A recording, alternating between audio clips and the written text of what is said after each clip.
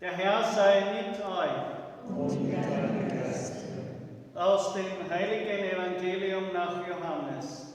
Ehre sei dir, o Herr. In jener Zeit sprach Jesus zu Nikodemus: Niemand ist in den Himmel hinaufgestiegen, außer dem, der vom Himmel herabgestiegen ist, der Menschensohn. Und wie Mose die Schlange in der Wüste erhöht hat, so muss der Menschensohn erhöht werden, damit jeder, der an ihn glaubt, in ihm das ewige Leben hat. Denn Gott hat die Welt so sehr geliebt, dass er seinen einzigen Sohn hingab, damit jeder, der an ihn glaubt, nicht zugrunde geht, sondern das ewige Leben hat. Denn Gott hat seinen Sohn nicht in die Welt gesandt, damit er die Welt richtet, sondern damit die Welt durch ihn gerettet wird. Evangelium unseres Herrn, Jesus Christus. Lob sei dir, Christus. Meine Lieben,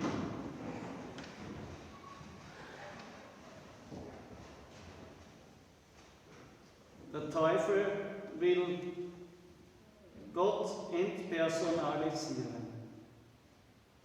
Man will seinen Sinn irgendwie in ein abstraktes Denkmodell hineinbringen, eine gewisse Logik, eine Weisheit, die einfach dann in sich geschlossen, stimmig ist und funktioniert, die man dann aufs Leben praktisch dann überleiten kann. Die Botschaft des Kreuzes kann man nicht letztendlich in eine Logik zusammenfassen. Man kann gewisse Zugänge zum Geheimnis des Kreuzes finden, die ihre Berechtigung haben. Und im Laufe der Kirchengeschichte gibt es von großen Theologen und Heiligen auch verschiedene Erklärungsmodelle, die alle gut und schön sind.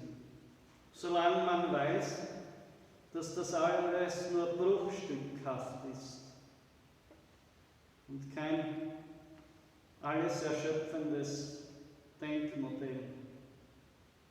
Denn der tiefste Sinn des Kreuzes ist Beziehung, nicht Weisheit.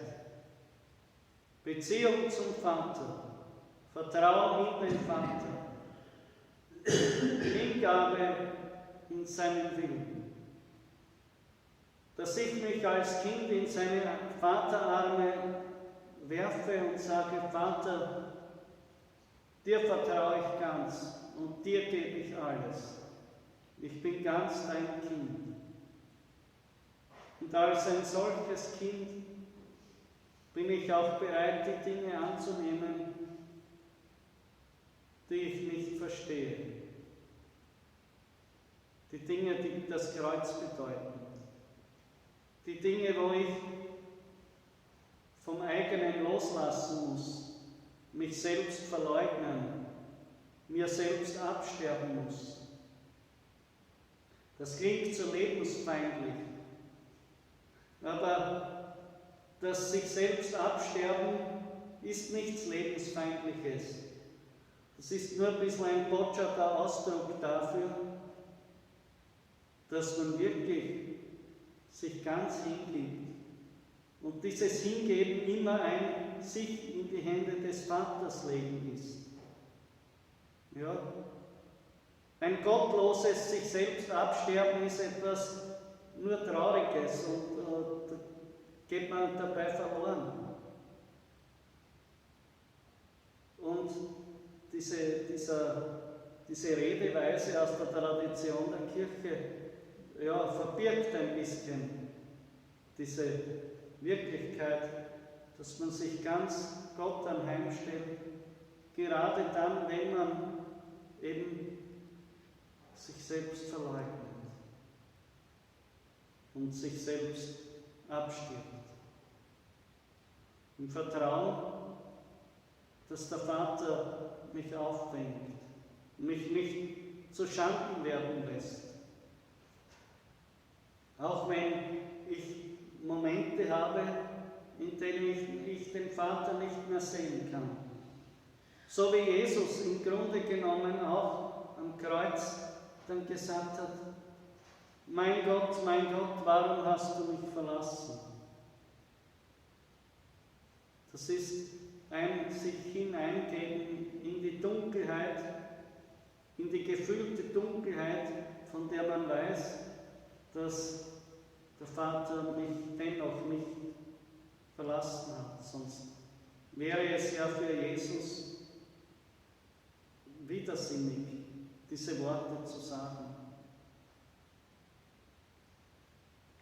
Wer redet schon mit jemandem, wo er der Meinung ist, er ist nicht da?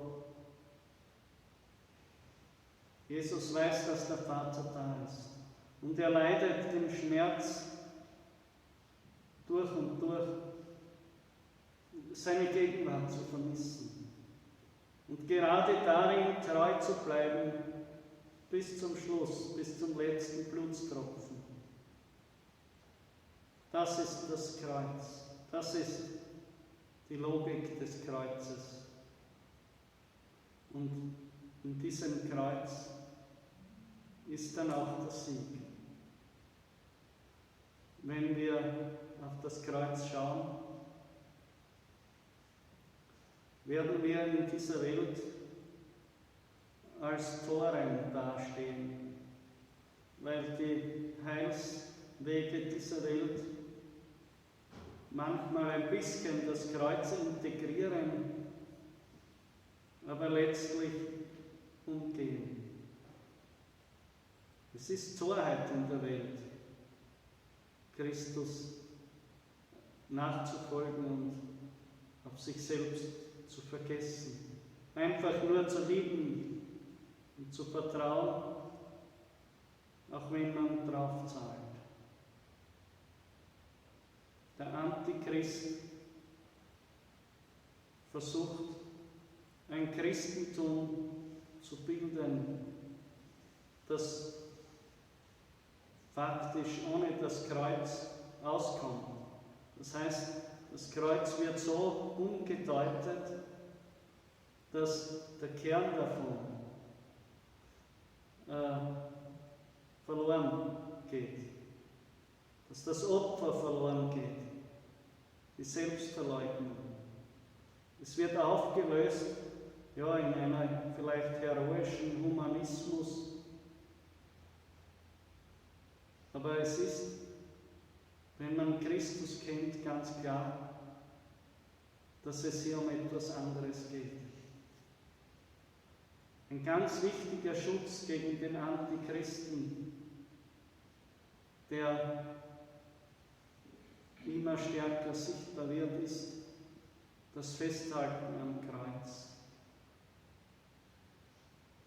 Dass wir uns nicht dazu verleiten lassen, das Kreuz zu verleugnen oder aufzulösen in eine abstrakte Philosophie. Jesus ist mit uns und er ruft uns, ihm nachzufolgen, auf seinen Weg des Kreuzes. Und darin werden wir das Heil finden. Amen. Vergelt's Gott.